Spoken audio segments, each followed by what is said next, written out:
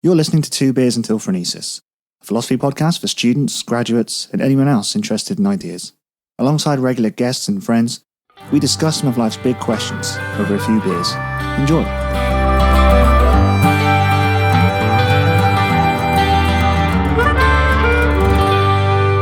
Okay, as this podcast goes on, you'll probably hear Storm Kira, which is blowing at the moment. And you'll definitely hear it on the microphones in the background. So that was all natural wind. Okay, so in second year, I wrote an essay, which I can barely remember now, but I'm going to try to, which was exploring attitudes to death and the extent to which death and funerals have become taboo or are kind of not being taboo anymore. They're kind of, we're breaking down stereotypes and barriers and the decline of tradition, things like that. I mean, generally, what are your feelings on that whole concept? Do you think that we've entered an age where death is becoming like more of a accepted topic of conversation? I think to an extent, probably, yeah. Yeah. Because I've had conversations with people who have discussed, oh, did you see this new way of being buried? Like you'll turn into a tree or this kind of, you know what I mean? Yeah. Like biodegradable coffins and all this kind of thing. But at the same time, I still think, death is it's looming. And I think most topics of conversation skirt around. Yeah, they skirt around the real deep set issues. Yeah. Yeah. So in terms of wills and planning and what's on the market, what can I choose? That's all up for discussion. But the actual meaning of death and the actual the grim reality of it. Yeah. No one ever, when they're talking about, oh, what's your funeral song? No one says, what do you think death is like? You know what I mean? Yeah. It's always the kind of what happens after. And that kind of goes into what Ernest Becker says about the denial of death. Yeah. You read that? No, I'm familiar with it. Yeah. It's one of those books you kind of get to when you're doing a philosophy degree or even things like sociology or psychology. It's just one of those broader ideas.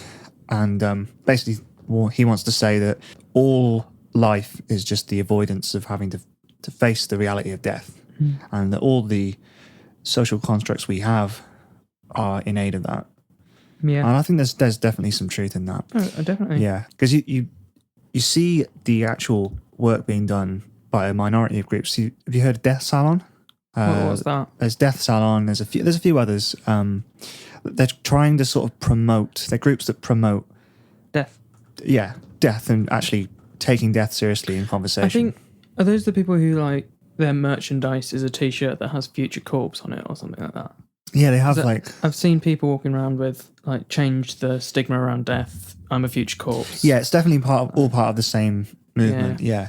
They have like blogs and forums and videos and things where they try and promote it as, I guess, a positive thing. Yeah, I don't think it's I don't think it's nihilistic at all.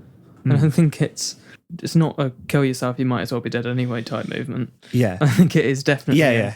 It's more of an acceptance of the limited time we've got. Yeah, because I think one of the things you were getting at is like there's an opening up of ritual.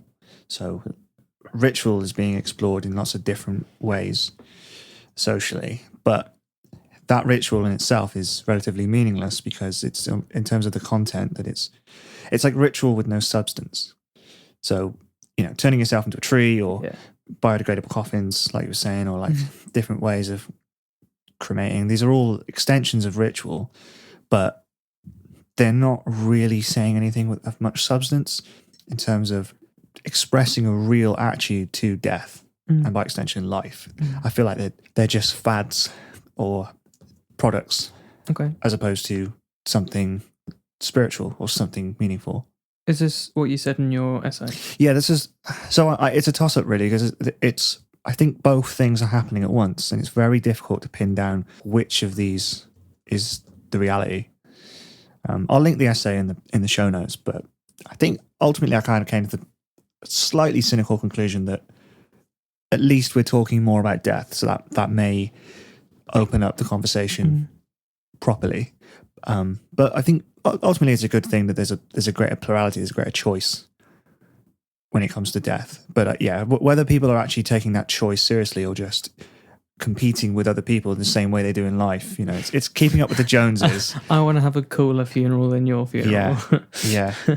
Again, it's hard to gauge. Yeah. But I think that's definitely going on. Absolutely. Oh yeah, I think it is just another expression of competitiveness, I guess, and individuality.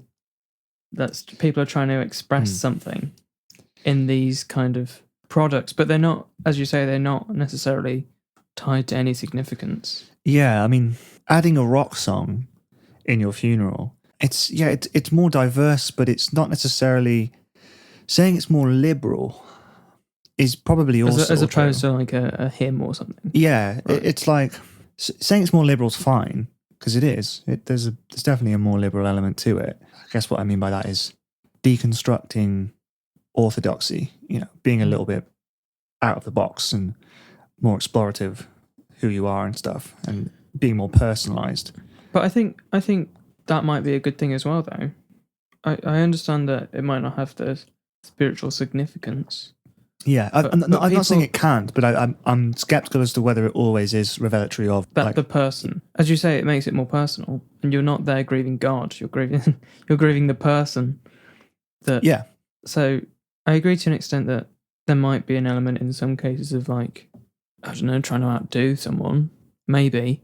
But I also, on the other hand, I think if you want to share something of yourself, this is the last time you could possibly ever do it, I guess. You know what I mean? Like it's strange. Funerals are strange because it's such a strange environment. Have you ever been to a funeral? Yeah, I've been to a couple recently, and they're just really strange. I don't think I've ever been to one. Really? Yeah, I know that's quite abnormal.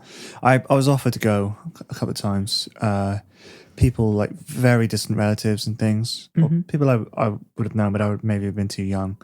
And I usually opted out. Said no, I'll remember them, but I. Why is that? Do you think? I don't know. I was very young when I was offered, and I don't think I knew I didn't understand the significance of going, and I always found it just very morbid. It is. I think grieving should be relatively private, and I think a lot of it is people treat it the same way as they do with weddings. They just sort of have a stock kind of. It's because it's the done thing. And I feel like a funeral service isn't really for everyone. I don't think it's the best expression of that. I think it's more for the people that are still living. And I don't necessarily agree with that. I don't want to be carried around in the coffin. But at the same time, I think the funerals, it's for the person who's died. Yeah. But I think equally it's for everyone who's mourning it. Because it's part of the process. Yeah, it's part of the accepting, okay, now that something has happened, we've had like a formal release of pent up grief, and now we can try. Obviously it won't be immediately. It's part of the process of recovery, I guess. I'm just not sure whether the traditional way is the best way of doing that. But I'm also not sure that more modern iterations and interpretations of that classical way of looking at it is also the best.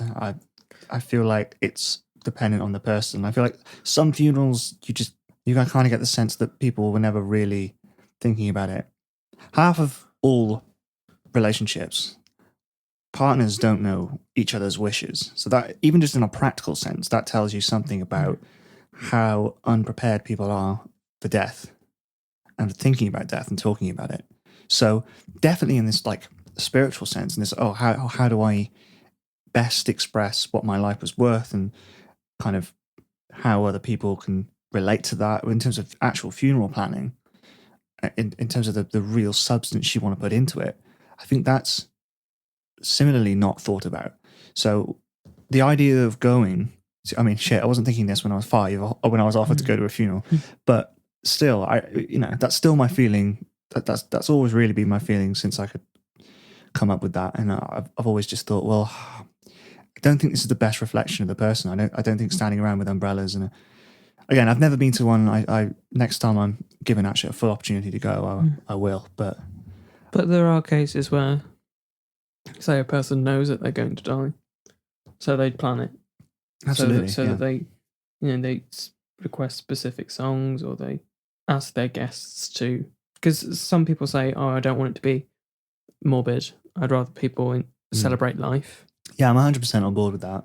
Mm. Quite a fan of the way humanists approach funerals and things. They try Okay. and make it as personalised as possible, and I think that's pretty cool. But also being careful not to just, again, it's up to the people doing it, but not to just have it as vacuous, like, oh, well, he liked pop songs, so I just stick a couple of them in, and we'll sing Kumbaya. And, it's more trying to make sense of things in a much more substantive way, of really engaging with the broader questions. How do we make sense of death in general? What are we supposed to feel? What are we supposed to think? And yeah, I think there's a little bit of a stigma, the reactionary stigma, around people that have noticed this decline in the traditional way of doing things, and they sort of target these new agey stuff and lump them all in the same category. But I definitely think in a secular world there are better ways of doing things, and then there are really stupid, vacuous ways of doing things, really narcissistic, like getting buried in a Twix coffin just because you feel like it. It's like, that's not engaging with existentialism. Twix coffin? Yeah, you can get Mars coffins, Snickers, and Well, what does that look like? Do they wrap you up? no, it's just looks weird. I guess if you don't really care, it's funny, but pardon the pun, like it's the nail in the coffin for God, I've just looked at them. Yeah, that's mental. It's the nail in the coffin for cynicism, isn't it? It's just like cynical nihilism, just like. Did you see this with Carl Pilkington or something? I did, yeah. Yeah, there's a photo of Carl Pilkington in a Twix coffin. Yeah. Is it for two people? I guess, yeah. Because there's two spaces. But pretending that is a significant replacement for like religion, I'm sure people, a lot of people feel disenfranchised with religion, and they feel like, oh, that doesn't really represent me. And I'm sure. To be honest, the majority of people would feel that way if they really thought about it. But a Twix coffin, yeah, I'd rather hymns. That's crazy to me. Yeah. I don't know. Maybe if you were a very certain kind of person, you were like a proper joker, and that really. And people were like, "Oh, classic him." Yeah. Classic Dave got buried in a jokes Twix. in death. Twix. Yeah. Jeez. But there are all kinds of things. So I suppose I got a few examples here actually in my essay. You can buy stars and name them for people that have died. Yeah. I think that's just the ultimate. It's so kind of childish, isn't it? Buying a star. Buying a star. Don't you think that's romantic though? Romantic. This is for someone who's died. This is. Yeah, but if someone you loved. There's definitely like this fantastical romantic element in it. Yeah, but I also think you haven't got that star. It's not yours. Yeah, no. It's so arrogant to just be like, yeah, that's mine. I own a bit of the moon. No, you don't. You don't own the moon. I think people get it. You get a picture frame with it. I think that's mainly the reason people get it. Yeah. Oh, look, it's a nice picture frame you've got. It's, like, again, I'm being like hyperbolic and yeah, I know. You're just the terrible person. Deliberately antagonistic. Like I don't really think these people are ridiculous, but I can't shake this feeling. There's something a little bit just petulant about it, just really off. Surely about people know that they don't own a giant gaseous. I don't know. Do they? And I feel obviously it's such a big gesture, but it's also just so empty. It's like the biggest thing and the smallest thing. It's the most inconsequential thing at the same time. It's like you own a sun, but you also fucking don't. You've got no claim to this. Yeah, sun. It's not. You've got no right to be doing that, and you just don't. Like realistically, there's. Yeah. For some reason, this is reminding me when I was voted Time Person of the Year. What? Have you not heard of this? No. In 2006, everyone was chosen as Time Person of the Year. Right. Yeah. The cover was Person of the Year. You. Yeah. I mean. So it's like it's everything. It's all and nothing. Yeah, all and nothing at the same time. It's like categorically it just becomes a meaningless statement. I think so. Like, if you're going to name a tree or like name a species after somebody, like a new lizard's been discovered, and this guy really liked zoology. Yeah, it's like that's a nice fitting tribute. Or maybe if they were really interested in astronomy, it's like, okay, well, somebody in NASA actually then goes and does that, or you get in contact with them. Yeah, sure. But the less personalized it is, it just seems like such an empty way of celebrating somebody's life. It just seems like kind of overblown and empty.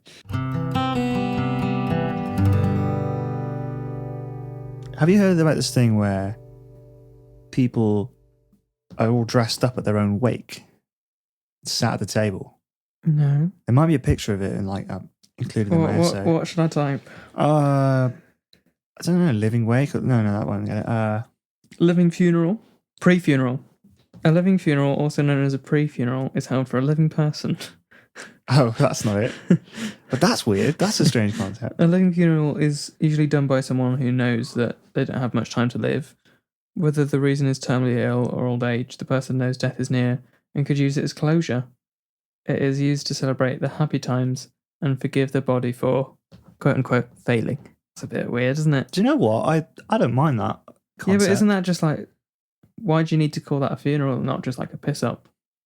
Yeah, I mean, it's really just taking stock. No, but because of the impending death, and you're actually having the moral courage of going, okay, I'm going to die. How do I make sense of this? I think that's a really like rare. This is very brave. Like, apparently, it's quite popular in Japan, of course. Elders in Japan feel that they are burdening their children with their old age. They are ashamed of their failing body. By having a living funeral, they feel that they can take some of the stress away from the actual funeral. And after the ceremony, many Japanese expect nothing from their families after they die, including a funeral. Yeah, I guess that's just a different way of doing things. I mean, it kind of does remove a lot of the. You're just doing it at a different time, I guess. Yeah. I wouldn't want to go to one of those though. If I was invited to one of those, I would not go. I think there's a massive cultural. It sounds a bit like a pity party for an old man. Exactly. And then you just it would be dump so him in the miserable. ground afterwards. Yeah. Like, even if it was happy because everyone was drunk, there'd be a certain time in the night where it just hits everyone. Like, hang on. I guess with this whole concept, there's like a massive cultural divide. Yeah. It seems like a fairly like intrinsic sort of cultural rite of passage to have, if you think about it. But I guess we just do it without all the ceremony and stuff. But I think we kind of, you see a lot of old people coming to terms with the fact that they're failing and expressing similar kind of things, but they just do it down the pub, or they start to have a few more revelations towards their end and as they're talk reflecting. About it. They don't have a big song and dance about it. I guess it's just different. Here's something we could probably talk about. Living funerals can also be seen as egocentric, because the person having the funeral might use it as an opportunity to brag, since listing accomplishments during one's life is a popular thing to do during the ceremony. I think that's fine. Yeah. Any other time? No. But come on, man, it's your funeral. Yeah. Let him off. He's had a few. What would be on your list of achievements? Not this podcast. That would be on the other list. Yeah. Things you regret. I've never actually taken stock of like what I've done. Yeah, I think it's a good thing to do. I think more people should be encouraged to do it. I think it's a large part of why people suffer poor mental health, because they don't do things like that a lot of the time. They don't think, what have I done that's noteworthy? Yeah, because a lot of the ways you recommended to combat mental health is like writing down lists of positive attributes or achievements and things like that. Things you've done in the day, and that, like, not just thinking about it, but writing it down and really internalizing it. And yeah, I guess more things like that would help. So yeah, just trying to get a sense of whether we really have entered like a more commercialized way of thinking when it comes to death, and that's really all that's happened. It's interesting to note that a lot of Christian services are experiencing increased pressure to incorporate secular elements, and like I said, like rock music, pop songs, kind of bending and stretching that just to stay relevant to modern people. Because when you think about it, nobody really wants too much of a traditional funeral anymore. But yeah, do you think that is mostly because people just want to compete? It's like another product they can buy. It's like the ultimate product. Is it? And do you have that in terms of what's in your mind for your funeral? Like, would you want to spare no expense? I have thought about it. If the best possible scenario happens and I'm like 80 something, nearly 90, and I fall asleep and then don't wake up, by that point I will have saved money for it, hopefully. Because I know it's just such a burden, right? But I don't think it would be like lavish. I don't want, Fireworks. Yeah, or like an orchestra, Yeah. or like a choir of people singing. I've thought about my song, but I do want everyone to be crying. That's the ego. I think that's a small ask. Yeah, but I think that's... Because I only get one shot. There's two ways to look at that. I only get one chance for people to like truly appreciate me. You know what I mean? Yeah. No, I think there's two ways to look at it. You could think of it as like an egotistical thing, like, oh, I really want to have an impact. The route I'm going down. Yeah.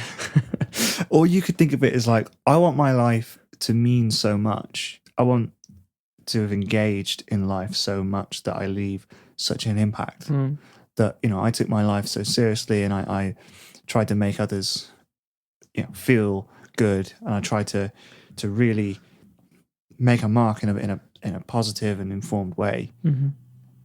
And made my little corner of the world a little bit better for having existed, that people will miss that. And I think that's slightly less egotistical. But I think most people... I just want to do nothing and make people cry anyway. Yeah. I'm happy with that. Yeah. As long as I can like pull out all the tricks, like maybe write something for someone to read out. Thank you for coming. That kind of thing. What else? Sad music, obviously. Yeah. No, yeah. So in terms of what I would plan, it would be really stripped down, basic, simple. Right. Dress code? No. I mean... all black for me. Yeah. I want everyone wearing eyeliner so it runs when they cry. Loads of mascara, yeah. Yeah. No, I've got a few like songs in mind, but they're like kind of acousticy sort of stuff. Right. What are they? Yeah, I think one of them was Seagull by Bad Company, or I think there's like a cover version of it that's really nice. I don't know. I've written them down somewhere. They're obviously not that important. I'm obviously engaging in a bit of death denial. And I think about it regularly. About it. Really? Every time I hear a song, I'm like, is this going to replace what I've got? No, probably not. Do you want to hear mine? What, right now? Well, I can play it, but it probably won't. Go on. This is a Grammarly advert. Grammarly. Fucking Grammarly.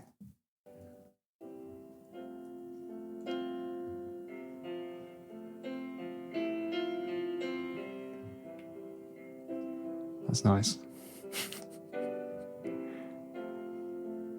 He hasn't started singing yet.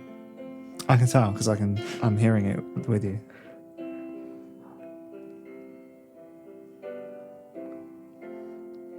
I don't believe in an interventionist God. And then I just want it to stop there. Right. I know that one. It's a tune. It's really sad as well. I want everyone to cry. Should we find out what the top funeral songs are? Yeah, let's have a look. All right. I think I know some of them. I want you to guess. Right, what's the top? You won't get Hallelujah. this. You're not going to get this. Okay, what is it? The Last of the Summer Wine theme tune. Right. Okay. It's a bit strange. Is Hallelujah on there? This is on funeralguide.co.uk. My Heart Will Go On, Celine Dion. You'll Never Walk Alone. Angels, Robbie Williams. Is that Every Breath You Take? Is that on there? I'll Be Watching You. Yeah. Oh, God. Hallelujah is not on the top 20, you know? Oh, that's... There's some strange ones. Flying Without Wings is on there, Westlife. Oh my God, do people really? So at some point, everyone just has to stand up. I've changed my mind. Like, I honestly think... This one's going to blow your mind. Match of the Day theme tune.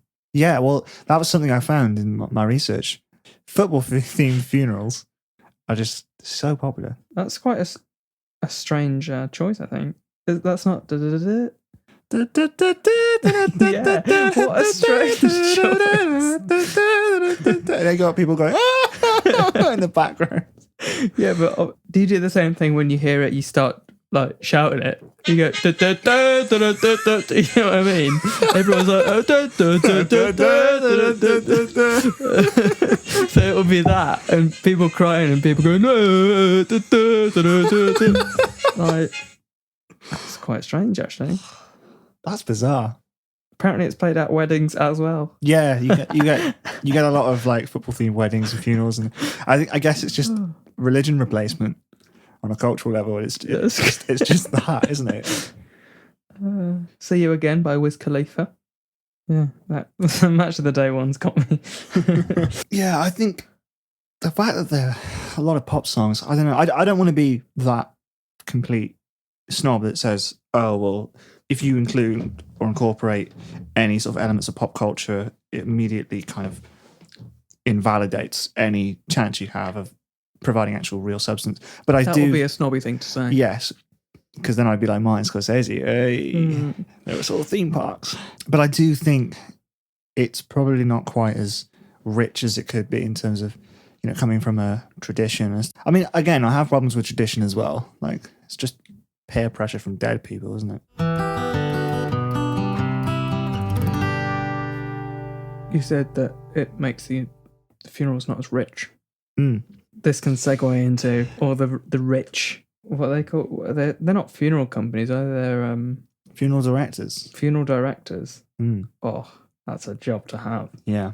Funeral director Capitalising salary. off people's grief and willingness to spend money. Yeah, but it's a during job that will never be replaced by robots. Unless we all die and it's only robots left. Just robots having Robots funerals. having robot funerals. Yeah. Okay, this was in 2002. Funeral parlours is an 800 million a year industry. 800 million pounds a year industry in 2002. Right, yeah, that's pretty good. Funeral directors typically earn 25,000. 2002 again, which is probably different. Well, you were saying that there's like basically impossible to be buried in your own garden. Yeah, you have to It's like you have to apply to the local council. the system forces you to take certain routes and to go through these companies, and then the companies just exploit everything they can, like a headstone. I just want to know where they get their prices from. Like there's no. Yeah, It's not materials. It can't be like I guess they have to provide the service, and coffin price. Google is getting some good use. but I think they can put their prices up because because there's nothing stopping them. who the fuck would want to be stingy? Yeah, exactly. It's like you can't put a price on the sentimentality of it. The co-op, It's the same with weddings as well. traditional oak coffin doesn't have a price. It's priceless. It's priceless, but there's But a it comes from website with co-op. all these different types of coffins you can get. You can get a musical note picture coffin, brown cardboard coffin, Or a bin bag. yeah, willow, maple. I think it's almost like a lack of agency.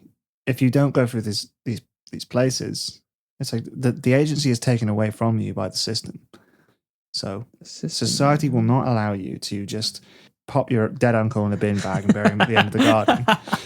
So you have to go through these people. And these people... Goddamn society. Bastards. Not letting us pop a dead uncle in a bin bag. But the these funeral directors, any kind of agency you want to exercise, any way of expressing identity, because like I think we talked about before, one of the only ways it's possible to express identity is through consumption. Yeah. In a kind of a modern setting, as far as anyone else. Unless is you concerned. start knitting your own clothes, like Yeah. So, and again, that's not necessarily a critique of capitalism. That's just the way it is. Yeah. But yeah, as a result of the way it is, you've got this scenario where people will charge and people will pay an arm and a leg just to express a little bit of have a musical note on their coffin, just because they feel that reflects them a little bit more. People are desperate to have their own identity. We can move into funeral poverty now, I guess. Yeah, so this is something you were talking about earlier. Yeah. Funeral poverty. What is funeral poverty? Well, according to fairfuneralscampaign.org.uk, funeral poverty is where the price of a funeral is beyond a person's ability to pay. And it's a growing national crisis affecting those on the lowest incomes. So basically, people who haven't planned for a death of a family member, who then, I don't want to say get lumbered with a body, But, it's So their responsibility. Like a distant relative dying, Yeah. and they're the next in line. They didn't realise that was coming up. Yeah, unexpected. The average cost of a funeral in the UK in 2019 was £3,785. And do you know what? I actually think this is pretty much equivocal to the way that we think about US healthcare. Yeah. It's bizarre to us that people should have to pay when they break for an their leg. ambulance. So, I honestly think in the future, or maybe not the way things are going. the tomorrow. Yeah. But when the perfect world finally arrives in 2021, I think people will look back and go, that was like a massive injustice. That was a weird way of thinking. Why was dying ever something that people had to pay for? Yeah. And until it comes to when bodies are being turned into Soylent Green, everyone's like, wait, why do we why steal that money? Because of the inability to pay, people are being forced into debt to pay for these funerals. Mm. Right. Yeah, and there's such thing as public health funerals in the UK. And that's where, if it gets to the point where you literally just can't pay for a funeral, the government takes the body and I don't know if they go through any experiments on it. Yeah, well, I don't, like what? I think they cremate it. Yeah, but it's interesting how there's so much emphasis placed on this, maybe the spiritual and the personal elements of a funeral that you yourself have to organise. But as soon as the government get a body, do you think they spare any expense getting a vicar over to pray for the body? Or no. Well, that it's like a mechanised ash making facility. Yeah, it's just completely. Right. The number of people turning to public health funerals increased by 70% between 2015 and 2018. So that is when people just can't. There's no feasible way for them to afford getting rid of a body. Basically, the average cost of a funeral is continuing to rise. I think that's just a natural consequence of the plurality of different ways to kind of have a funeral. There are so many different ways. I think a lot of that is also the influence of multiculturalism and the influence of different religions. We now have more choices on the table, but yeah, it doesn't mean we're. No, I think it's outrageous, really. The amount of money that they're asking for a funeral. Yeah, it's. I get it if you do want to go that extra mile and do something. But if you place no value in a human body, because I think we should focus on maybe how this reflects societal values of what are we worth, right? What are we worth living and what are we worth not living? You know what I mean? Yeah. Well, you were saying about it's kind of if you were living in a driven around in the box by a hearse. Yeah.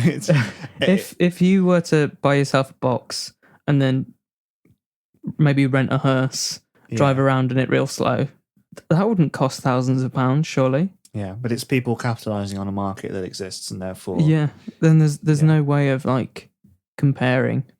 But what do you think this says about the people that buy into all this? And do you think the price is worth paying? Because obviously most people are paying this, so... Yeah, I think they're paying it because they have no choice. Yeah, you think they're trapped in it, yeah. Unless they are clued into the whole... And most people, as we were saying, most people don't think about it. They try and avoid thinking about it as much as they can. Or if they do think about it, it's just... Again, I don't want to say this is literally most people, but I think it is something worth talking about, whether this could be true. But it could be just like a vapid identity statement. It's like, oh, I want a green funeral because that kind of sounds good. I don't really want to think about it, which is and all these things are fair enough. It's like I don't necessarily. Yeah, it's not easy to sit and think about your impending death. Yeah, it's impossible to think about if you don't believe in an afterlife. You can't think about nothing.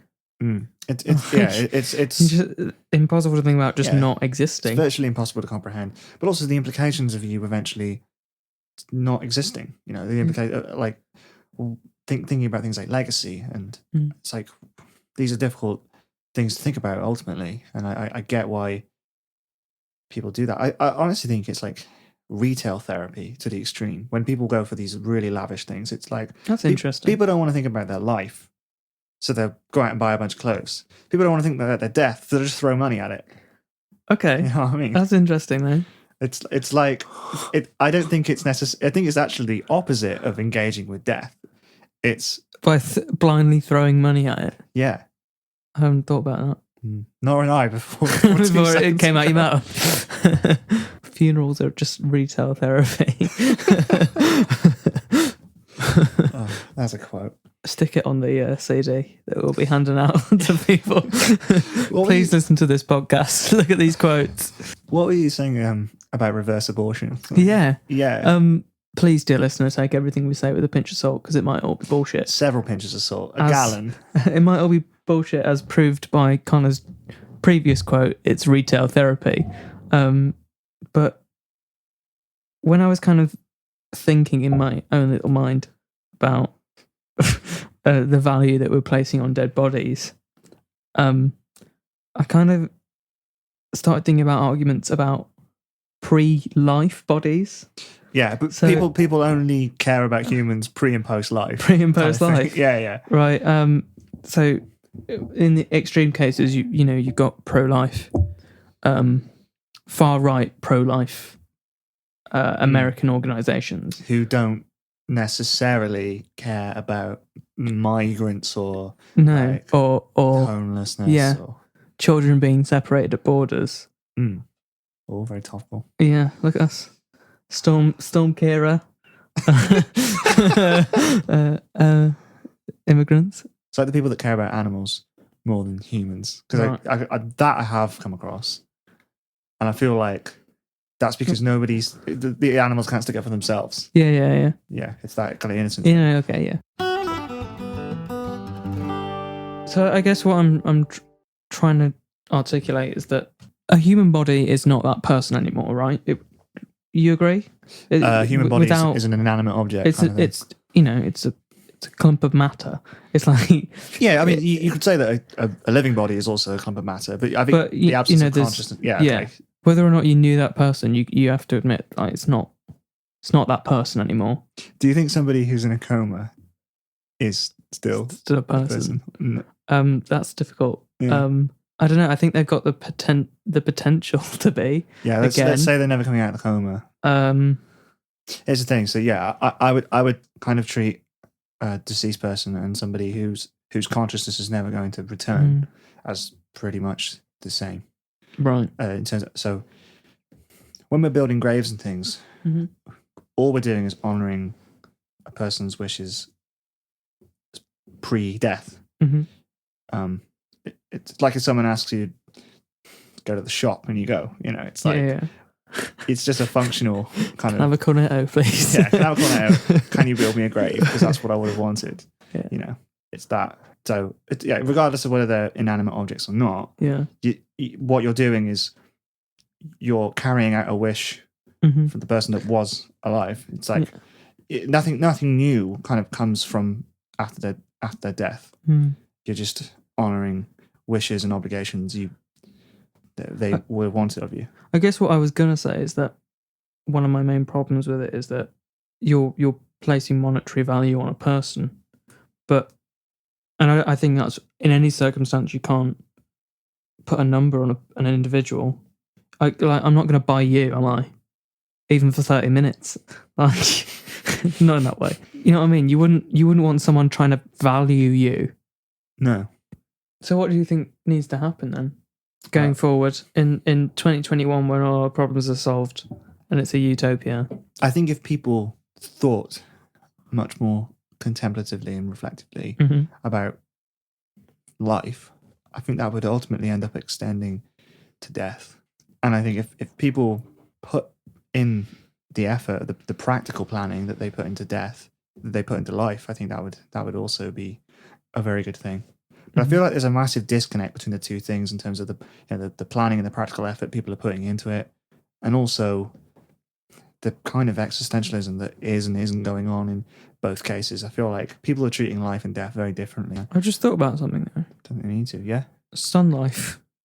You see these Access ads Sun Life where you get a free Yeah. Parker pen just for inquiring. just for inquiring. Thank thinking- you, Parkinson. I was thinking this the other day, and when I was like 15, I used to watch an advert and go, "Who the fuck wants a pen? I had a free Parker pen. Free Parker." Now I'm like, I'm going to inquire every day. Call them up. I'm going to need a pen. inquire.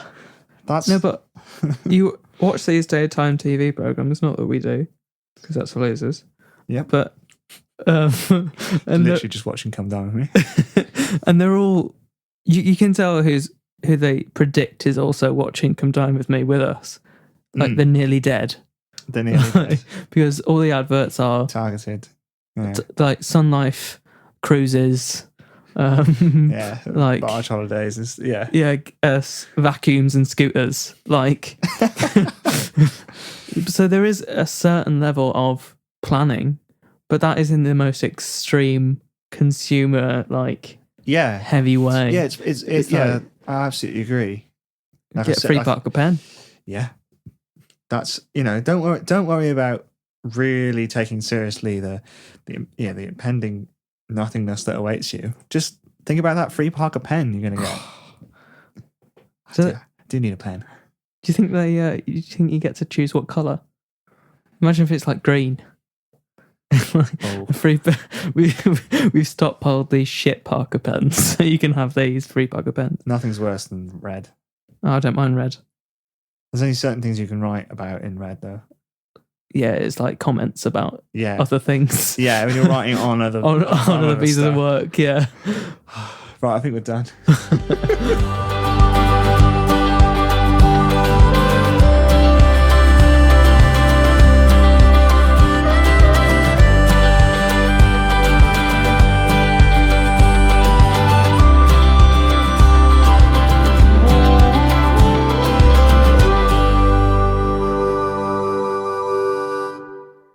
Do you think a vegetable is a person then, if they're devoid of consciousness? A vegetable? A disabled person? A person who's in a coma or something? Oh, maybe not. Not a disabled person. I don't know what you were talking about. I thought you meant like carrots or some shit. I was like, what? Oh, God. Can we ask that question again, but without saying the word vegetable? That's going into the end.